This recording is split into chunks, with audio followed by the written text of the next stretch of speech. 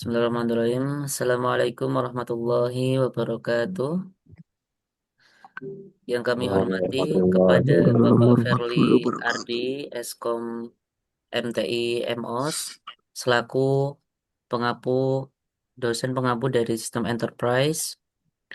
Di sini kami dari kelompok 8 yang beranggotakan yaitu saya sendiri Abdullah Nurul Kawakif, kemudian ada Adnan Syafikri, kemudian ada Amir Hamzah dan Arzil Hatim Harahap. Di sini kami akan mempresentasikan hasil diskusi kami terkait dengan Enterprise Arsitektur Blueprint berbasis Togam ADF Framework dengan studi kasus Sehat Plus Klinik. Untuk materi yang pertama akan disampaikan oleh rekan saya, kepadanya dipersilakan. Yang pertama, latar belakang permasalahan sistem operasional.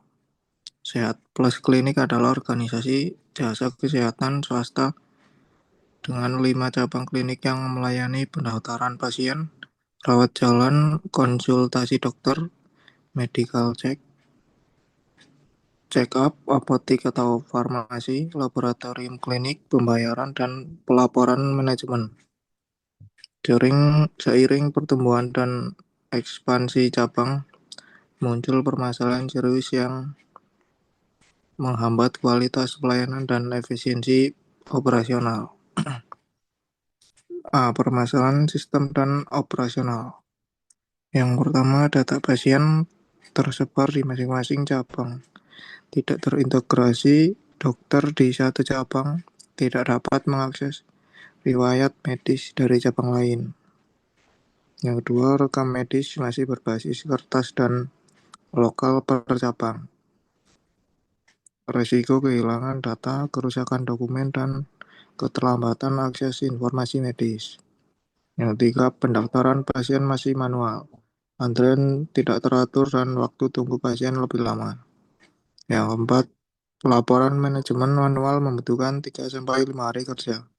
Direktur tidak dapat memantau kinerja klinik secara real time. Selanjutnya, keamanan data sangat rendah. Tidak ada sistem kontrol akses terstruktur sehingga siapapun dapat mengakses data tanpa pembatasan. Tidak ada dashboard eksekutif. Pengambilan keputusan strategis berdasarkan laporan manual yang lambat dan berpotensi tidak akurat. Stok obat apotik tidak terpantau antar cabang. Sering terjadi kehabisan di satu cabang sementara cabang lain kelebihan stok. Hasil pemeriksaan laboratorium disampaikan manual kepada dokter, memperlambat proses diagnosa dan tindakan medis.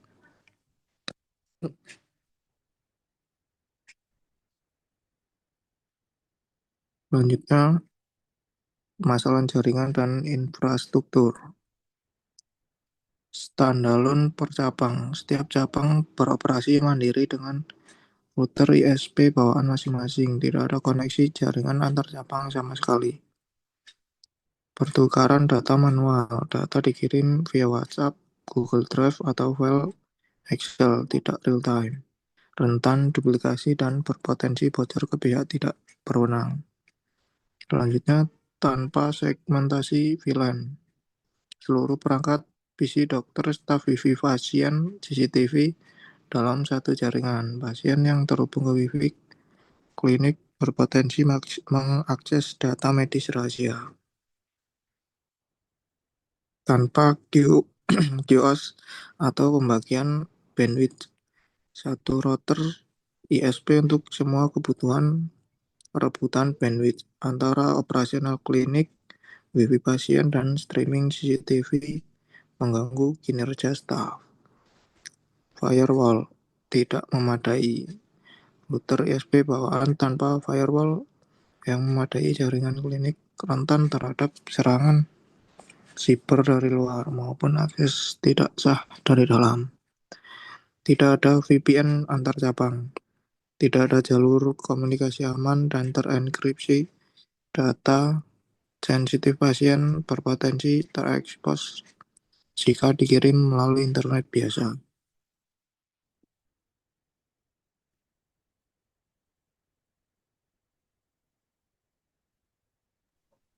Selanjutnya bab satu, visi, misi, dan prinsip arsitektur. Visi menjadi klinik digital terintegrasi terpercaya yang memberikan layanan kesehatan cepat, aman, akurat, dan berbasis data kepada seluruh pasien di semua cabang. Misi organisasi, integrasi data pasien dan rekam medis antar 5 cabang dalam satu platform pusat. Digitalitas pendaftaran, pemeriksaan, dan pembayaran untuk meningkatkan kecepatan layanan. Yang ketiga, menjamin dan privasi data pasien sesuai regulasi UU PDP. Yang keempat, dashboard eksekutif berbasis analitik untuk pengambilan keputusan manajemen. Yang kelima, infrastruktur TI andal, scalable, dan tahanan gangguan.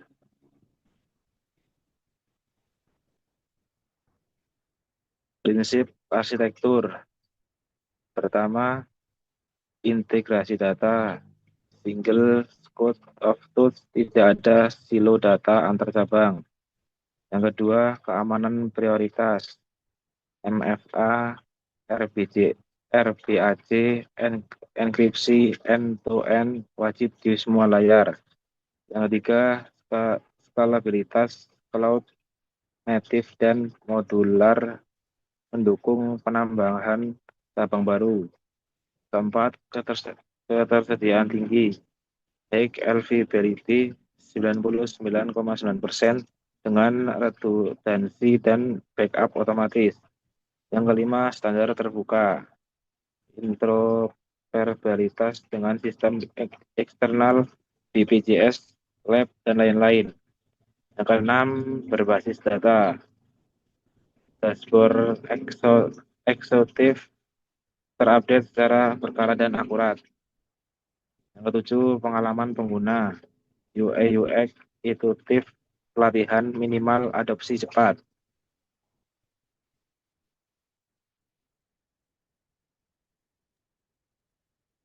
Selanjutnya, bab 2, analisis stakeholder dan kebutuhan bisnis. Di sini kelompok kami memetakan siapa saja pihak-pihak stakeholder yang terlibat atau terkena dampak dari transformasi digital di Sehat Plus Klinik. Yang pertama ada direktur klinik yang tingkat kepentingannya sangat tinggi karena beliau adalah sebagai pengambil keputusan utama di sini. Kemudian di tingkat tinggi ada manajemen cabang yang mengurus operasional harian. Lalu dokter yang mengurus operasional, lalu dokter yang akan menginput rekam medis dan resep digital. Lalu pasien sebagai penikmat layanan dan tim IT yang memegang kontrol sistemnya. Terakhir, di tingkat sedang ada rekan-rekan medis dan administrasi seperti perawat, apoteker, petugas lab, dan staf admin yang menjalankan operasional aplikasi sehari-hari. Next.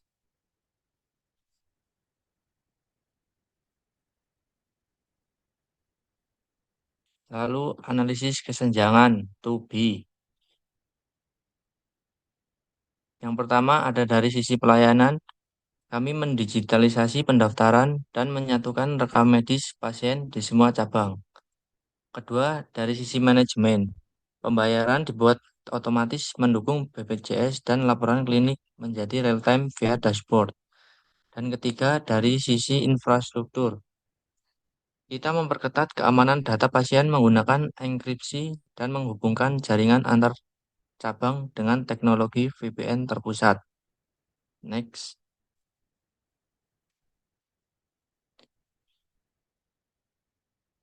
Selanjutnya bab 3, bisnis arsitektur.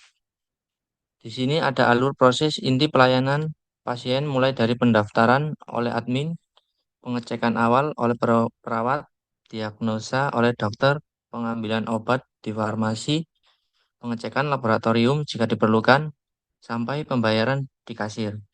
Semua proses ini nantinya akan berjalan secara digital dan terintegrasi. Yang kedua, peta kapabilitas bisnis yang terbagi menjadi 4 pilar, yaitu layanan pasien, administrasi, manajemen, dan support.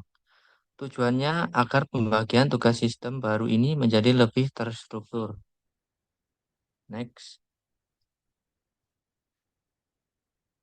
bab 4, data arsitektur. Di sini menampilkan entitas data utama yang akan dikelola dalam database sistem baru.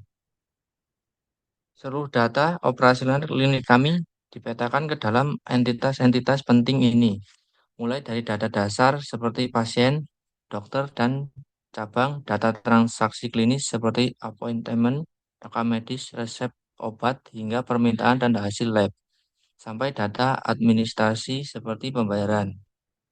Di sini juga bisa menambahkan entitas pengguna untuk hak akses staf dan audit log untuk mencatat semua aktivitas di dalam sistem, hingga keamanan data pasien tetap terjaga dan terpantau dengan baik. Selanjutnya akan dilanjutkan oleh rekan saya.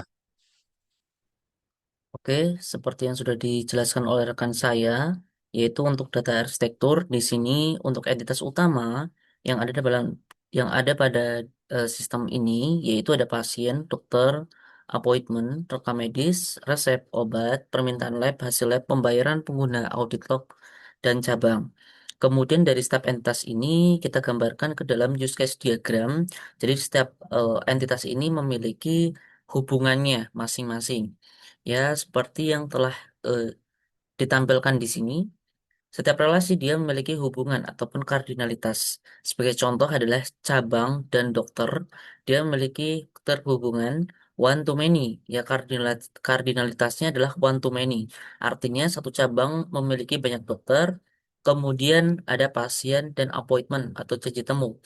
Jadi kardinalitasnya adalah one to many. Satu pasien bisa punya banyak janji temu dan seterusnya seperti yang ditampilkan sebagai berikut.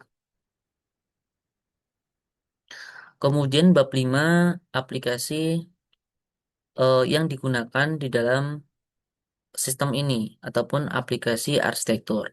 Yang pertama ada PRS atau Patient Registration System. Nah, ini digunakan sebagai pendaftaran digital, antrian real-time check-in, digunakan oleh staf admin, pasien. Kemudian ada EMR, Electronic Medical Record, untuk rekam medis digital terintegrasi antar cabang. Kemudian ada PMS, Pharmacy Management System, digunakan untuk resep digital, dispensing, manajemen stok apotik. Kemudian ada LIS, Laboratory Information System, digunakan untuk permintaan lab, input, dan distribusi hasil ke EMR. Kemudian ada BS, Billing and Payment System, gunakan untuk integrasi BPS, asuransi, multi payment, kwitansi, dan digital. Dan aplikasi-aplikasi pendukung lainnya seperti XDAS, Executive Dashboard, Mobile Application, Admin, dan HRM System, Notification Service, dan BI, Report, dan BI Engine. Kemudian selanjutnya adalah blueprint jaringan enterprise, yaitu adalah eh, struktur ataupun jaringan yang digunakan di dalam Sehat Plus Klinik ini. Di sini ada 8 layer. Untuk layar pertama, yaitu adalah internet publik, ya digunakan oleh mobile app pasien, mobile app dokter, kemudian partner BCS. Kemudian layar 2 adalah perimeter security layer, ya di mana di sini adalah keamanannya, yaitu kita menggunakan keamanan pada cloud, yaitu Cloudflare Wave, DDoS Protection, AWS WAF, AWS Security Group, SSL, atau TLS. Kemudian pada layer 3 yaitu aplikasi yang digunakan di dalam sistem ini seperti PRS, IMR, PMS, LIS, BPS, XDAS, dan aplikasi pendukung lainnya. Kemudian pada layer 4 yaitu data layer. Di sini adalah bagian data kita disimpan. Itu kita menggunakan primary DB, yaitu menggunakan PostgreSQL, Red Replica, Redis sebagai cache, kemudian penyimpanan yaitu file storage S3, kemudian data warehouse kita menggunakan ClickHouse, dan message queue menggunakan RabbitMQ. Kemudian pada layer 3, sorry, kemudian pada layer 5 yaitu infrastruktur dan manajemen layer. Nah, di sini adalah antara lain seperti backup server, monitoring menggunakan Grafana, log server, ELK, Active Directory, atau SSO, VPN Gateway, NTP Server. Kemudian pada layer 6 yaitu VPN Tunnel. Nah, di sini adalah hardware yang kita gunakan, base utamanya yaitu Mikrotik JCR 5000 menggunakan VPN Hub, kemudian keamanan menggunakan WireGuard AS AS256. Kemudian setiap cabang dia memiliki Mikrotik RB750 GR3 kali 5 setiap cabang. Kemudian layer 7 adalah cabang setiap klinik, yaitu adalah VPN set to site. Ada cabang 1, cabang 2, cabang 3, cabang 4, cabang 5 yang masing-masing terhubung ke dalam jaringan VPN. Oke, kemudian untuk topologi yang kami usulkan, yang kami rancang adalah sebagai berikut, yaitu di sini adalah klinik 1, di sini menggunakan mikrotik utama yaitu Mikrotik RB 730 750 GR3, kemudian dihubungkan oleh TP-Link TLSG2026 yang memiliki 26 port. Kemudian dari switch ini dia akan terhubung ke masing-masing perangkat ya seperti access point, kemudian perangkat dan lain-lain. Kemudian setiap perangkat ini dan pengguna itu kita lakukan segmentasi menggunakan VLAN seperti VLAN 10 yaitu untuk dokter, perawat, dan apotek. Kemudian VLAN 20 digunakan oleh pendaftaran dan kasir. Kemudian dari VLAN 30 untuk IT staff dan kepala cabang. Kemudian VLAN 40 dan 45 yaitu sebagai wireless AP ataupun koneksi wireless atau WiFi. Kemudian VLAN 50 dia sebagai CCTV. Nah, jadi kurang lebih adalah seperti ini, yaitu eh, topologi ataupun perangkat yang digunakan pada setiap klinik. Ini klinik 1, yang mana dia akan dihubungkan menggunakan VPN dan terhubung ke klinik-klinik yang lainnya. Jadi semua datanya itu real time, terintegrasi, terhubung satu sama lainnya. Nah, sebagai contoh di sini adalah ada kotak-kotak berwarna. Ini kita anggap saja sebagai sama seperti pada topologi di klinik 1, yaitu isinya sama. Maka di sini saya cuma kami buat cuma berwarna saja kotak-kotaknya, tetapi semuanya sama. Yang intinya adalah dia dihubungkan oleh eh, masing-masing jaringan ini menggunakan VPN. Selanjutnya adalah teknologi arsitektur. Jadi teknologi-teknologi yang digunakan di dalam sistem yang kami kembangkan, yaitu pada Sehat Plus Clinic, yaitu ada di sini ada 8 poin. Yang pertama ada front end. Nah, untuk basisnya web, kita menggunakan React.js atau Next.js. Kemudian untuk basisnya mobile, kita menggunakan React Native. Untuk backend, kita menggunakan Node.js plus Express.js Fast API. Kemudian API, kita menggunakan Nginx. Di untuk server AWS, API Gateway, RabbitMQ, Apache Kava. Kemudian bagian database, kita menggunakan PostgreSQL 15. Untuk cache memakai Redis 7. Kemudian untuk data warehouse kita menggunakan ClickHouse. Kemudian untuk penyimpanan files menggunakan Mini IO AWS S3. Kemudian untuk cloud infrastruktur kita menggunakan AWS dengan Sotrace yang pertama itu Singapura, kemudian AP Sotrace itu di Jakarta. Menggunakan Docker dan Kubernetes. Di bagian firewall kita menggunakan Cloudflare Web, kemudian AWS Security Group, AWS WAF, dan router S firewall yang sudah built-in di dalam Mikrotik. Kemudian untuk jaringan hardware kita menggunakan Mikrotik utama yaitu JCR 5000 series.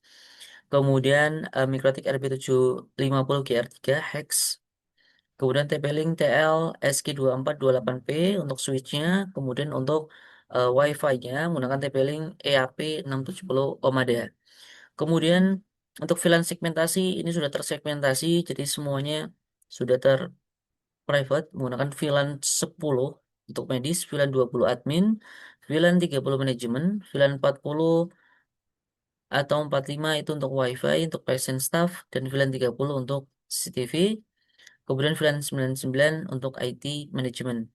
Kemudian untuk monitoring, kita menggunakan Grafana plus Prometheus. Kemudian untuk log dan audit menggunakan ELK Stack. Kemudian untuk CCTV menggunakan NSVR Hikvision. Kemudian yang ketujuh adalah yang bab ketujuh security architecture.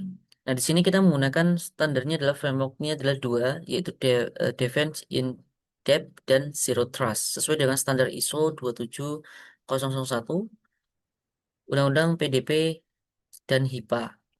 Yang pertama ada poin ada security architecture. Yang pertama adalah identitas dan hak akses menggunakan MFA, TOTP, kemudian RBAC Keylog, kemudian SSO SAM 2.0. Di bagian jaringan kita menggunakan firewall. Ini sudah built-in dengan mikrotiknya. Kemudian ada WAF, IDS, IPS, VPN WireGuard, dan VLAN segmentation. Untuk data kita menggunakan enkripsi AES 256 di dalam pada address dan TLS 1.3 di dalam transit dan menggunakan data masking juga. Untuk aplikasi kita menggunakan input validation dan juga melakukan mitigasi OKSP pada top 10. Kemudian untuk audit dan backup kita menggunakan ELK untuk audit trial dan melakukan backup otomatis dan juga DR plan. Kemudian di sini ada matriks risiko keamanan seperti data breach pasien, yaitu ini kemungkinannya sedang tapi dampaknya sangat tinggi, maka kategorinya ini kritis.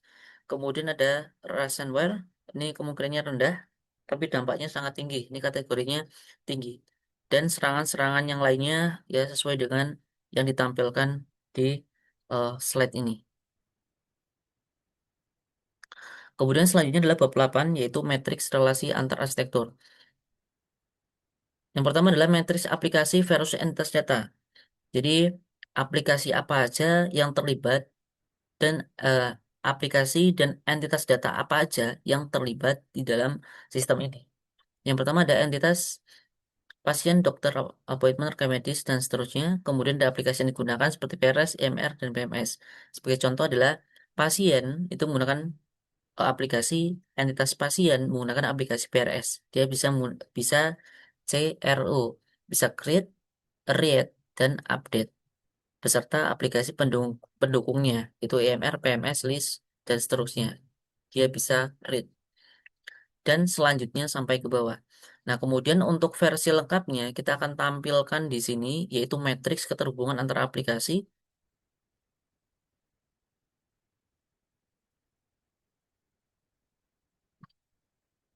Nah, yang pertama adalah bisnis versus entitas data. Jadi, eh, di dalam bisnis tersebut ada entitas apa saja yang terlibat. Yang pertama ada yang pertama adalah ini bagian dari proses bisnis.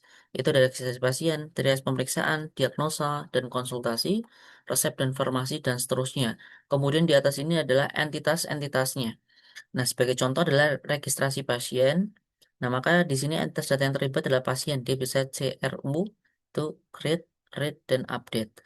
Kemudian ada dokter, dia bisa read, kemudian appointment, bisa create, read, dan update, dan seterusnya. Di sini kita jumlahkan ada 4 entitas yang terlibat di dalam proses bisnis ini. Kemudian yang selanjutnya adalah bisnis versus aplikasi. Ya, bisnis-bisnis yang dijalankan ini itu ada aplikasi apa aja yang digunakan. Yang pertama ada PRS, yaitu ini checklist 2. Artinya ini adalah aplikasi utama yang digunakan. Kemudian ada checklist 1, artinya dia adalah aplikasi pendukung. Kemudian selanjutnya adalah bisnis versus teknologi. Dari setiap bisnis ini, teknologi apa yang terlibat di dalamnya, seperti registrasi pasien, dia menggunakan web server, PostgreSQL, Redis Cache, API Gateway, dan seterusnya. Kemudian bisnis versus security. Nah, di sini bisnis apa aja yang terlibat dan keamanan apa aja yang terlibat di dalamnya. Registrasi pasien, dia menggunakan security MFA, RBAC, SSU, SSL atau TLS, WAV, WS, WAV, audit log, UU, PDP, compliance. Kemudian ini jumlah yang terlibat. Selanjutnya adalah aplikasi virus data. Ini sudah dijelaskan pada slide tadi. Kemudian aplikasi virus teknologi. Jadi aplikasi apa aja dan teknologi apa aja yang saling terhubung, yang saling terlibat di sini. Di sini ada aplikasi pendaftaran yaitu PRS, dia menggunakan AWS App Server, PostgreSQL, Redis Cache, API Gateway, CDN, Cloudflare, AWS, dan seterusnya. Kemudian di sini ada bisnis, data, aplikasi, dan teknologi, kemudian security. Jadi semua dari bisnis, entitas, aplikasi, infrastruktur teknologi, dan kontrol keamanan di sini akan terlihat mana yang saling terhubung. Sebagai contoh seperti ini, proses bisnis registrasi pasien. Entitas yang terlibat apa? Yaitu pasien appointment. Aplikasi yang digunakan PRS, infrastruktur teknologi yang digunakan AWS, API, eh, Gateway, PostgreSQL. Ya artinya teknologi apa yang sedang digunakan atau yang sedang berlangsung. Kemudian kontrol keamanan seperti MFA, HTTPS, TLS, dan seterusnya. Kemudian di sini adalah enterprise arsitektur blueprint dari Sehat Plus Klinik berbasis TOGAF ADM Framework. Jadi semua ini di sini adalah ataupun sistem yang berjalan di dalam eh, Sehat Plus Klinik ini. Yang pertama adalah bisnis. Ada 5 layer di sini. Yang pertama ada bisnis arsitektur seperti registrasi, pemeriksaan, diagnosis, farmasi, laporan pembayaran. Ini adalah inti dari prosesnya. Kemudian ada proses pendukung seperti HR management, procurement, IT support, finance, dan compliance. Kemudian data arsitektur, ya data-data yang eh, utama di sini adalah data pasien, dokter, appointment, rekam medis, resep, lab, pembayaran, cabang, dan pengguna.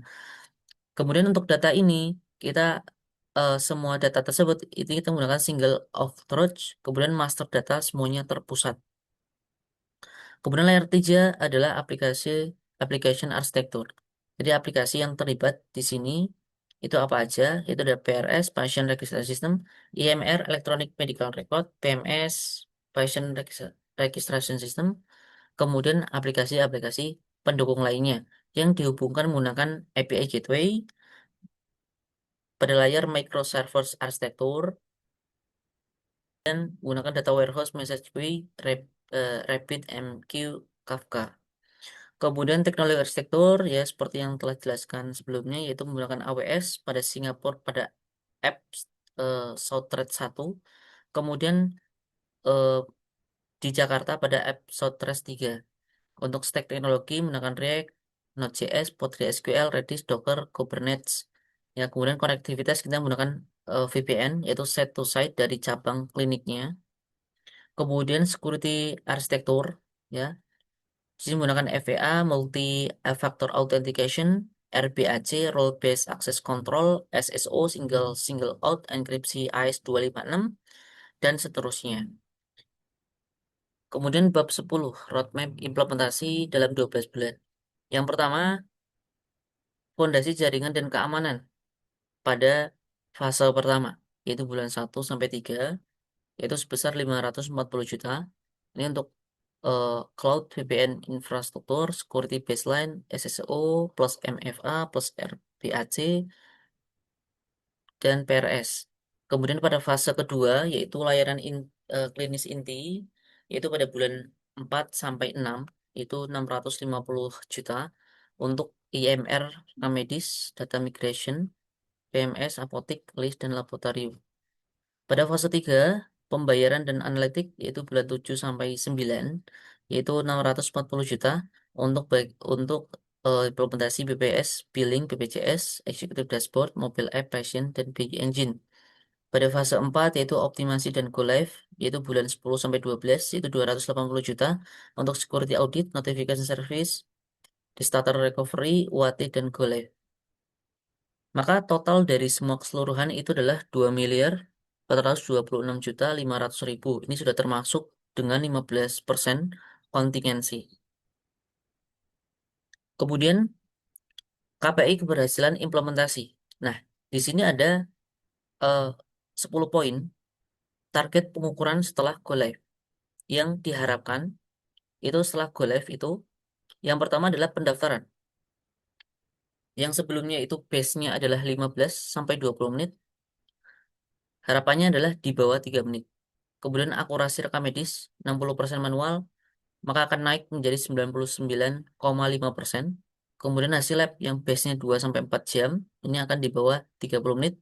Kemudian kepuasan pasien, base-nya ini tidak ada pengukuran, tapi kita ingin itu bisa lebih dari 4,2 dari 5,0.